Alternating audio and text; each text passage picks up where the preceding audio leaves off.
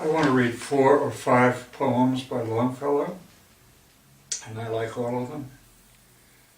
There are, of course, many other poems and kinds of poems by him that I also admire, especially, of course, the ones I learned in childhood, the Paul Revere poem, Hiawatha, and the Wreck of the Hesperus. But the kind of poem I want to talk about will make itself evident in the reading of them.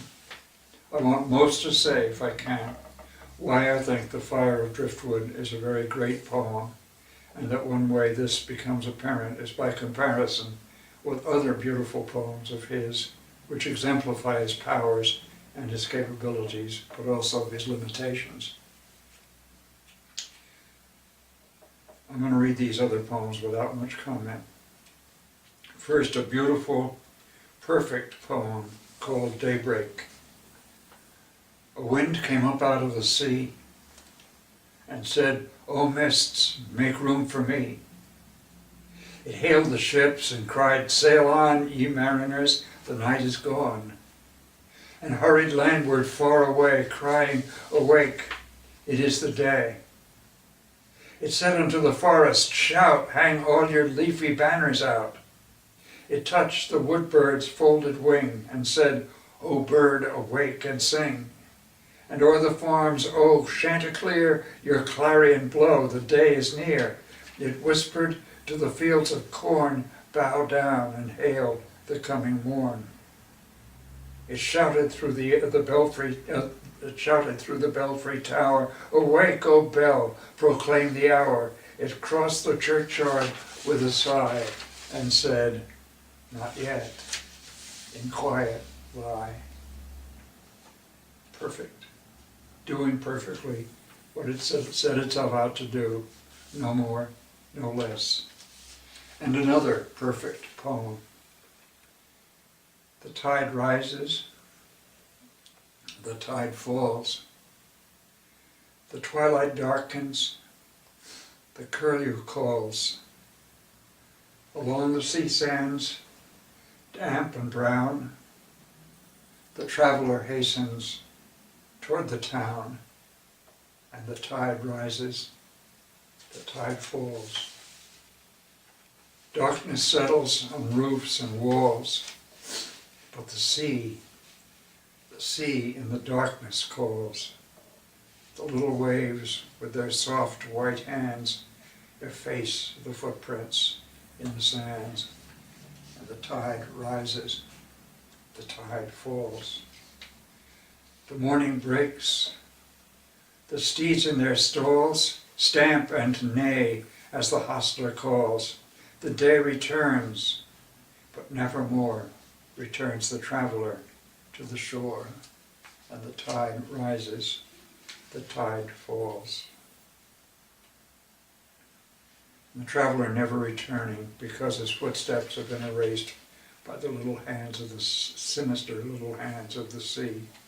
A very beautiful story, in a way, because untold. And another poem, Elegiac. Dark is the morning with mist. In the narrow mouth of the harbor, motionless lies the sea under its curtain of cloud. Dreamily glimmer the sails of ships on the distant horizon, like to the towers of a town built on the verge of the sea. Slowly and stately and still they sail forth into the ocean. With them sail my thoughts over the limitless deep. Farther and farther away, borne on unsatisfied longings, unto Hesperian isles, unto Ausonian shores.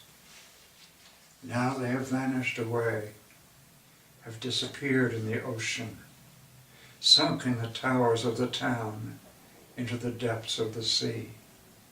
All have vanished, but those that moored in the neighboring roadstead, sailless at anchor ride, looming so large in the mist. Vanished too are the thoughts, the dim unsatisfied longings. Sunk are the turrets of cloud into the ocean of dreams, while in a haven of rest my heart is riding at anchor, held by the chains of love, held by the anchors of trust. The beautiful handling of the hexameter lines, the ships that are real and not real, sunk in the scene and into the past, the sailless ships, the last line, I think, held by the chains of love, held by the anchors of trust, ruins the poem.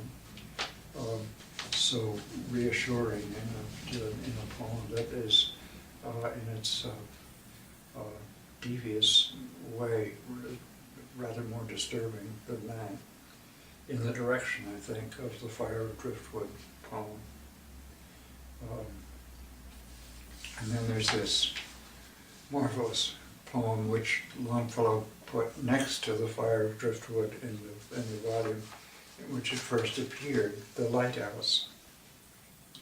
The rocky ledge runs far into the sea, and on its outer point, some miles away, the lighthouse lifts its massive masonry, a pillar of fire by night, of cloud by day.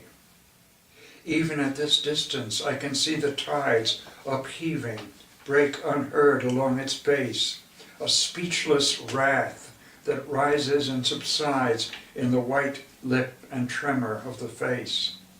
And as the evening darkens low, how bright, through the deep purple of the twilight air, beams forth that sudden radiance of its light with strange, unearthly splendor in the glare. Not one alone. From each projecting cape and perilous reef along the ocean's verge starts into life a dim, gigantic shape, holding its lantern o'er the restless surge.